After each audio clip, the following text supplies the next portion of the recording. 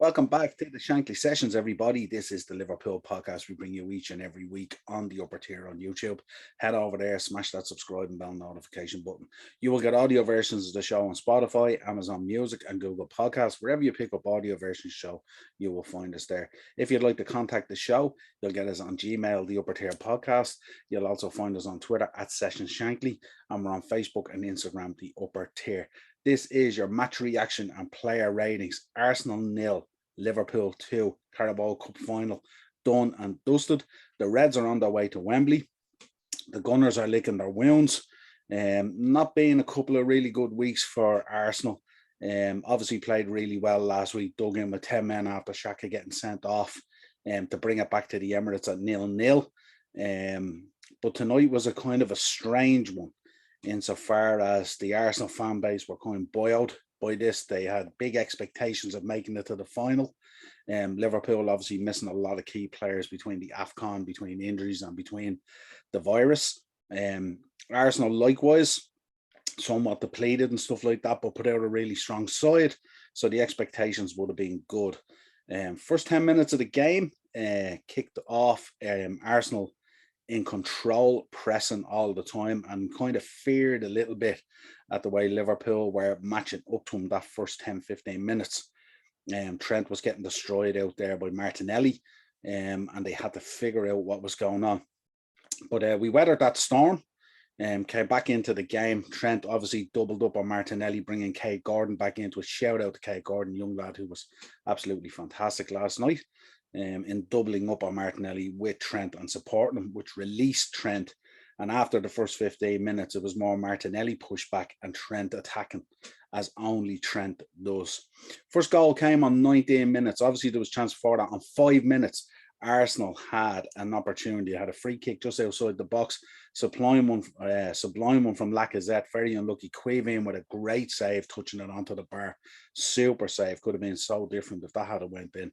But on 19 minutes, up steps against the run of play, I would say. Diogo Jota steps up 19 minutes, cuts in from the left, goes across the whole defence, and kind of scuffs a shot past Ramsdale, but kind of wrong-footed him. I think Ramsdale thought he was going for the left side, and he ended up coming down the right side with the ball. Came through a group of Arsenal players and hits the back of the net, 1-0 Liverpool. Very, very strange one. I mean, the Arsenal players there need to really take a look at themselves. At one stage, there was 5 of them around him. And for him to get a shot off like that with 5 players around him, really, really poor from Arsenal. They should have really cut that out. But then Liverpool, wave after wave, started going from strength to strength. The Emirates was quite quiet. And it's one of those things, I suppose, with Arsenal. They can either be brilliant on the day, or they can be really, really poor on the day. And this is kind of that day where they didn't show up. Joel Matip, slightly shaky at the back, but was subbed off at halftime. Konate came on and made it a little bit more solid. Not a great day for Joel at the office, but however, you're entitled to 1 or 2 in a season, aren't you? The second goal was, again, a sublime pass by Trent. Arsenal were in thoughts that it was offside. Diogo controls the ball down, skips it over Ramsdale. Ramsdale was in no man's land. And we go 2-0 up. Goes to VAR. VAR confirmed that he was onside, and it's 2-0. Partey then comes on, literally got off the plane from Ghana, crashing out of the AFCON. After a poor performance over there, 3 tough matches in a week or whatever it was, steps off the plane, comes straight to the Emirates basically, and Arteta throws him on. Now, I have to say, looking at the Arsenal side tonight, they looked really, really tired, and there was talk that they hadn't been training. There hadn't been any training sessions prior to the game. Not sure what triggered that or what was going on there. I know they've been really busy the last few days between loans and moving outs and all that kind of stuff, so I'm sure there was a bit of upheaval there. But again, no excuse when you're in the semi-final of a cup and you want to get to Wembley. That should not distract you. But Partey comes on, takes up a booking nearly straight away, then gets a second booking and gets a red card sent off in the 90th minute for a foul on Fabinho. Absolutely stupid and petulant by the player. So I don't know. Arteta has a big job to do there. It seems like they rack up yellows and reds for fun at this stage. We granted Xhaka last week. We Partey this week. But the Reds go on and win. Little chat about Trent Alexander-Arnold there. I mean, I thought he was absolutely brilliant last night, and we'll cover it in the player ratings. But he was first 10 minutes, 15 minutes, Martinelli was kind of getting at him a little bit and stuff like that. But yeah, he settled it down, pulled Kay Gordon back. Kay Gordon did a double up job on Martinelli, and basically they took him out of the game. Also a shout out to Fabinho. I thought he was really, really good last night, but that's not unusual really. I know Van Dijk at one stage was turned a little bit inside out by Martinelli, but Fabinho came back and covered to kick the ball away, which was really, really good. Covering, and the kind of covering that you want from a man who's in that position. Konate also was unlucky with the header as well. He had a header just after half time, crashed off the post, really, really unlucky. So it could have been a couple more really. But for Arsenal now, crashing out of the FA Cup to Nottingham Forest, crashing out of the Carabao Cup now, their sole focus now has to be on top four. And looking at them at the moment, of the 3 or 4 teams that are battling out for those positions, they're kind of down the pecking order a little bit, and they need to bring in players this window. It's going to be massive for them. Definitely need a midfielder and definitely need a striker. If they don't have someone who can find goals, Lacazette is not going to give you the goals that you need. Martinelli out there on the left side, he's not going to get you the goals that you need. You definitely need to bring in a goal scorer, and you definitely need a midfielder. Also, I suppose looking at Tomiyasu as well, who's been really good for Arsenal this season, had a poor night last night. But yeah, Liverpool onwards and upwards off to Wembley, 27th to meet the Blues. Hopefully we'll be over there at the game, so we'll bring you some fantastic content from that. But yeah, it was a real back and forth kind of tie, but Liverpool kind of steadied the storm in the beginning and then rode out worthy winners in the end. Player ratings. Let's get into player ratings. If we talk about Arsenal, let's talk about Arsenal first. Of course, I'm not going to delve into Arsenal's player ratings too much, but there was a lot of 4s and there was a lot of 5s. I think the only guy that really came out with above that or similar to performance, I think, was Martinelli. He came out with a 7. But the rest were all 4s, 5s, and 6s. Really, really poor night at the office for Arsenal. If you look at Liverpool, let's start. Queevy and Callagher gave him a 7. Didn't have a huge amount to do, but when called upon as usual, comes up trumps. That save from that free kick was absolutely outstanding. Full stretch, tipped onto the bar. Absolutely brilliant. This is such a quiet lad who just goes about his business in a really professional way. And absolutely outstanding. This season, he's just been absolutely brilliant as a deputy for Alisson. And it's a one position that I don't worry about at all as a Liverpool fan. When Quavian comes in for Alisson, if he's injured or if he's out or something like that, it's not a problem at all. It's not something we have to worry about at all. He's absolutely brilliant. Trent, you couldn't give Trent anything else, only a 9. Absolutely brilliant for both goals. But his endeavour and the way he moves into midfield, he literally moved into midfield nearly like an overload in the game yesterday. And I wonder, are we seeing the telltale signs now of Trent Alexander-Arnold, the midfielder? So absolutely brilliant, give him a 9. Joel, as I mentioned earlier, didn't really have a great game. Got whipped off at halftime. Konate came on. Gave him a 4 there last night. I think he did offer up a few chances and looked a little bit shaky, and which is very unusual for Joel because he's normally steady as you go. But a 4 for Joel last night. Van Dijk got a 7. Turned once by Martinelli, but Fabinho on the cover. But other than that, not a whole lot that he had to do. He's really just calm, composed, just does his job. 7 or an 8 every week.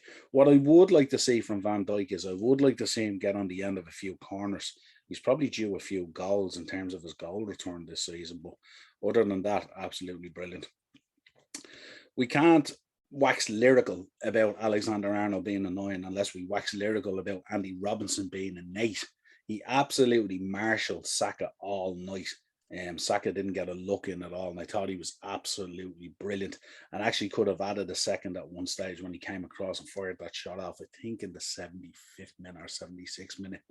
It's good. His delivery is back as well on set pieces and stuff like that, and also it's great to have Robbo back, the Robbo that we know.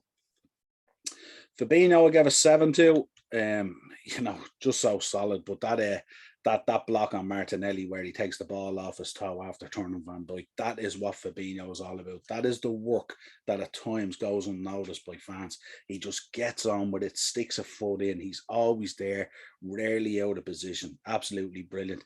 Every week he's a minimum of a 7. So sublime for Fabinho. Jordan Henderson, substituted off in the 75th minute. It didn't massively have an influence on the game, I have to say. His passing accuracy is really, really good. But I just think with Jordan as well, it's kind of like, I don't know, this season it's been kind of a weird one with him, isn't it? Because you would expect him being the captain as well to be highly influential on the pitch and stuff like that. But in recent weeks and stuff like that, he's been quite quiet. And I thought after a poor performance last week, he owed us one this week. But just keeps things ticking over in midfield, you know. Curtis Jones, I gave a 7 to. Always does well alongside Fabinho. This is kind of a balance in midfield that I kind of like, where there's that bit of forward thinking and creativity from Curtis Jones that you don't sometimes get from Jordan Henderson, and certainly not from Fabinho at times. So I like the way we always have that little bit of creativity in there. I think it makes a huge difference. But yeah, one possession plenty of times and stuff like that. And Curtis, he's just, at times when he's on the move, he's just unplayable at times. And I think he'll only improve and get better and better and better. Kate Gordon, I gave a 7 to. A third start for him. He was quiet mainly in the first half, but I thought once he got into that tracking back and that assisting with Trent and stuff like that, I thought that really worked well for him, you know. And he was unlucky with an effort on 51st minute where he blazed it over, substituted with 12 minutes ago. But this is fantastic experience for this kid who's going to be a huge player in the future. There's no doubt about it. Doesn't look out of place at a time where it has been difficult for Liverpool between injuries, between AFCON and between the virus. You know, people were saying, don't be worrying about Liverpool. You can write Liverpool off because once January rolls around, that'll settle all things down for them. There'll be no Salah, no Keita, no Mane. They'll really, really struggle. But look, the boys have stood up and they've done a stellar job so far. And hopefully that can continue into the Crystal Palace game at the weekend. If we can get 3 points there, it's been a decent January, all things considered. Diogo Jota, I gave a 9 to. It's amazing with this guy, isn't it? Because he just crops up with goals and just goes about his business, but doesn't make huge headlines. In terms of, like, if Salah had got those 2 goals yesterday, there'd be huge talk about it. But with Jota, he just kind of gets on with it. Kind of in the rich vein, kind of in that Michael Owen vein of playing, isn't he? He just seems to crop up in the right place at the right time. Scores goals with his head, scores goals with both feet. Absolutely brilliant cutting in from the left, which definitely gives us an option with Mane if he's out of form. It could be a good opportunity for us to play him in there. But yeah, absolutely brilliant last night. Took us 2 goals, absolutely fantastic. And a brilliant performance by Jota all round. And boy, does he love scoring on people. Roberto Firmino, a really quiet evening for the Brazilian, although I did like the flick to Trent to set up Jota. But apart from that, not a huge amount to talk about. Give him a 6. But we do know he is coming back off injury, and we know it's not easy to come back from those things. So got a 6. In terms of the subs, Konate, I gave a 6 to. Didn't have a whole lot to do, really. Average kind of performance. Unlucky with the header off the cross that hit the post. Taki, I gave a 5 to. Came on, you know, kind of flatters to deceive at times. Taki does a bundle of energy there as well, but whether the energy and the output and the result match each other, I'm not too sure. Also got booked needlessly in the 91st minute. Milner came on and did a 6, just takes the armband off Hendo, but comes on and just settles things down with 15 minutes to go. No big deal. And Neko came on and we didn't give a rating to him. So that's it. Off to Wembley we go, now to face the Blues of London. So London will be red, down to Anfield South, aka Wembley. And we roll onto that on the 27th of February. As always, it's been a pleasure having new viewers. Continue to subscribe, like, and share all the content so we can continue to grow. This has been your Shankly Sessions. Match reaction and player ratings. Arsenal 0, Liverpool 2. Off to the final we go. Let's do this, Red Men.